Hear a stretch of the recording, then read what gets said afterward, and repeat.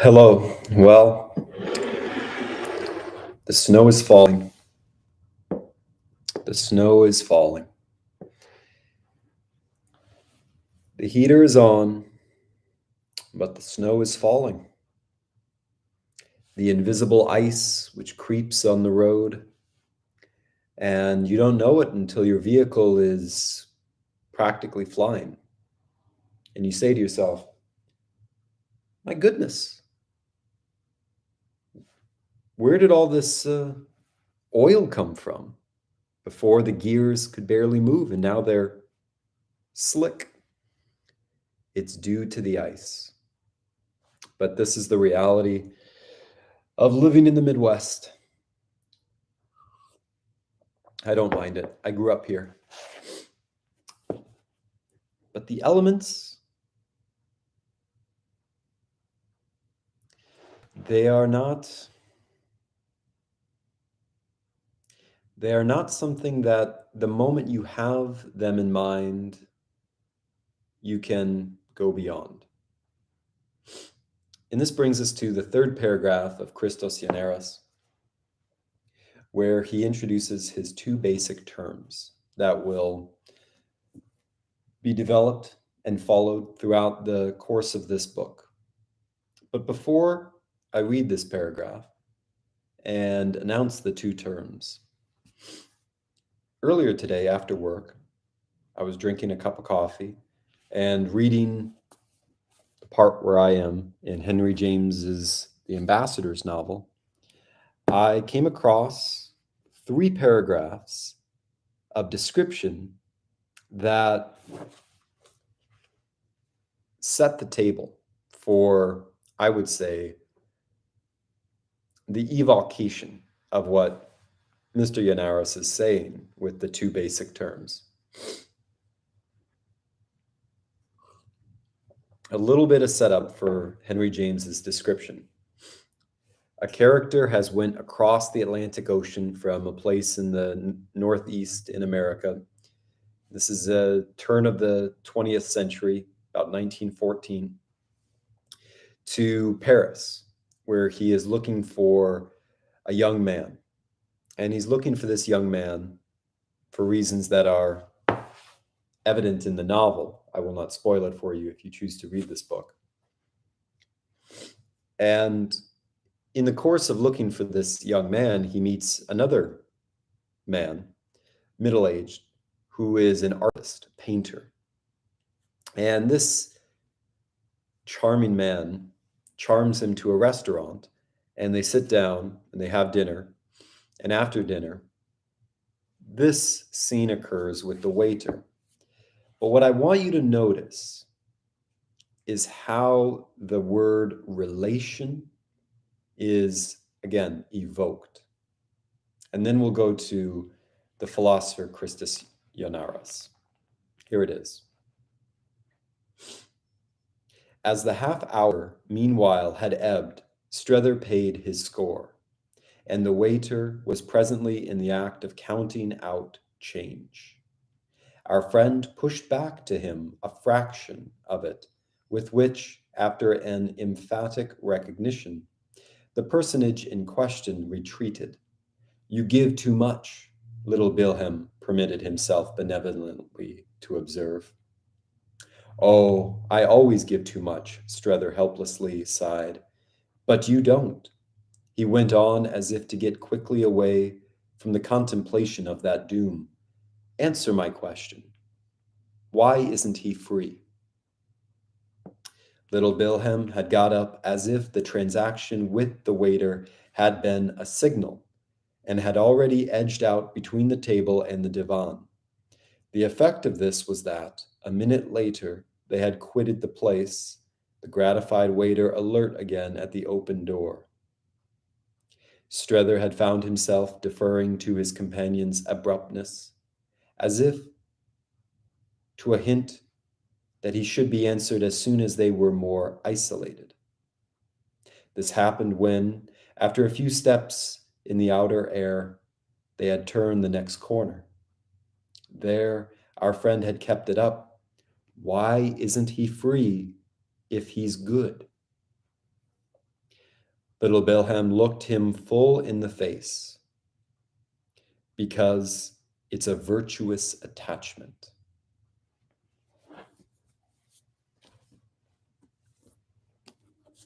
Now, the third paragraph.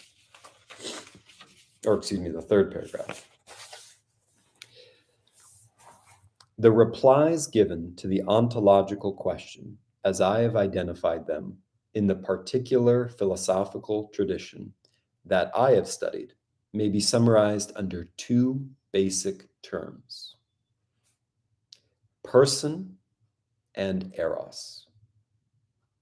In the Greek philosophical literature of the early Christian and medieval periods, the starting point for approaching the fact of existence in itself is the reality of the person. And the mode of this approach, which makes the person accessible to knowledge, is eros. End paragraph.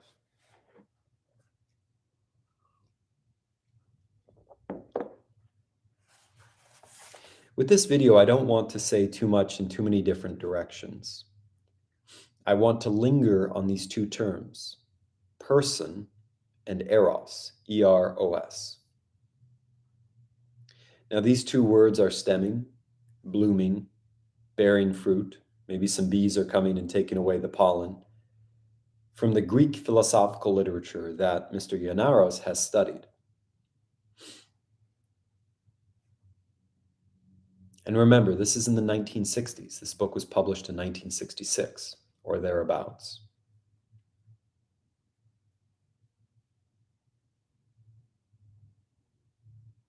And there's a sentence here translated in English that I want to draw out. In the Greek philosophical literature of the early Christian and medieval periods, the starting point for approaching the fact of existence in itself, put a little bracket, in itself, is the reality of the person. Now I ask, what is this prepositional phrase, in itself, being referred to or referred to by? Is it being referred to by the person, which seems to be the object of this sentence, or is it being referred to by the starting point? Or is it being referred to by the fact of existence?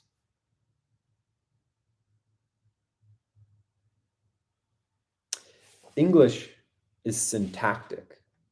So all the cases that a formula can hold are strung out like beads. The dative case, the possessive case, the subjective case, the objective case, these things have to be left to right from each other. They can't slide as if on ice and lose their inertia in, say, a more morphological language, a Greek language, where the case is in the word, not to the side of the word, not coming up next to the end of the sentence.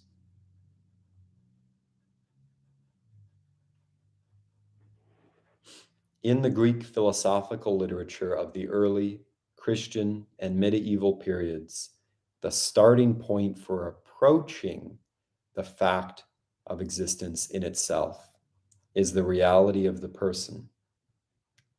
And, he begins the last sentence, the mode of this approach,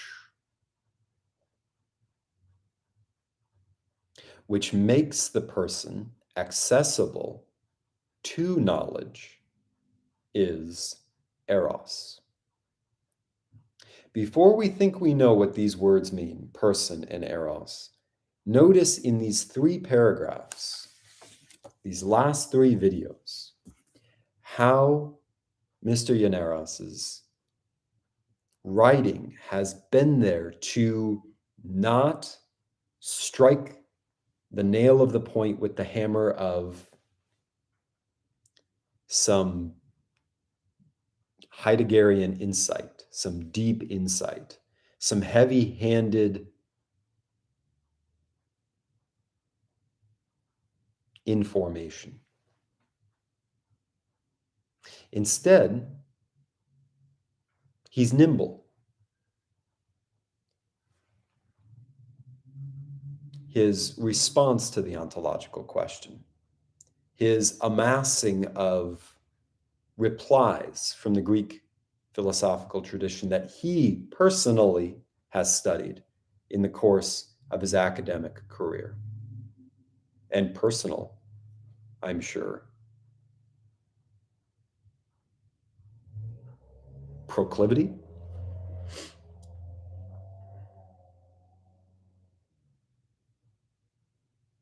The shoveling of the sidewalk of a person's interest tells you a lot about their dwelling, their home, and it visually demarcates them from other fields, other sciences.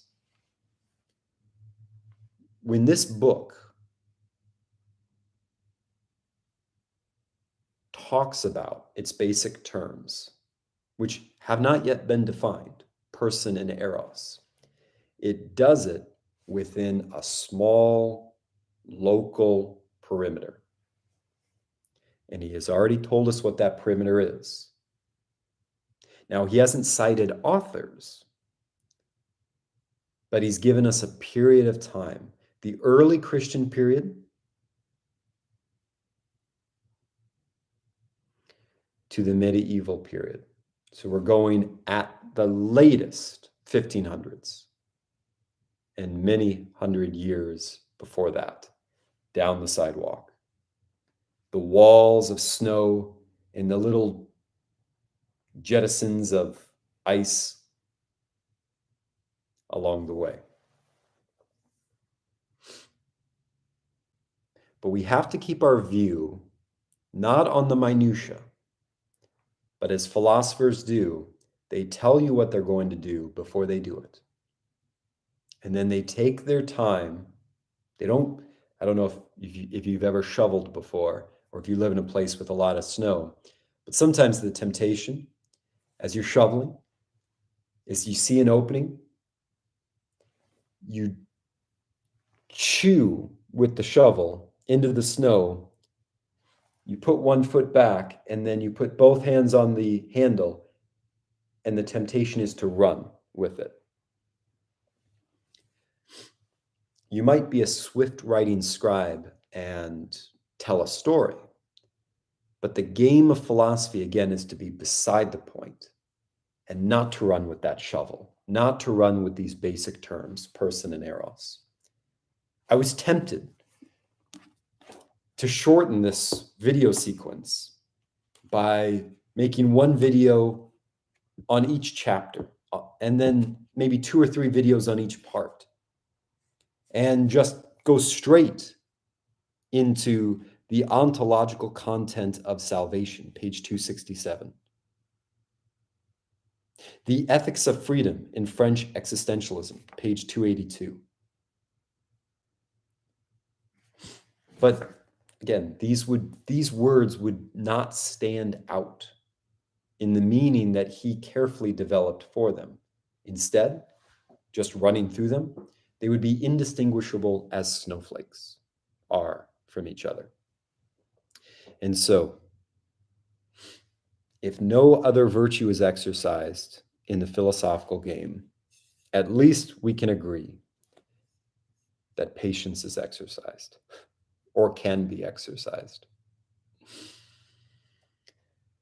And so I invite you to exercise your patience with me as I slowly plod along through this book. And that's all for tonight. I do guarantee you, though, that if more videos are made and if we keep going, we will find those 2 words, person and eros, repeated again and again and again. And like a snowball, but also unlike a snowball, they will accumulate nuances of silver, gold, brass, diamond that we can do things with. And also, we may find ourselves surprised by. Have a good night. Thank you for your attention.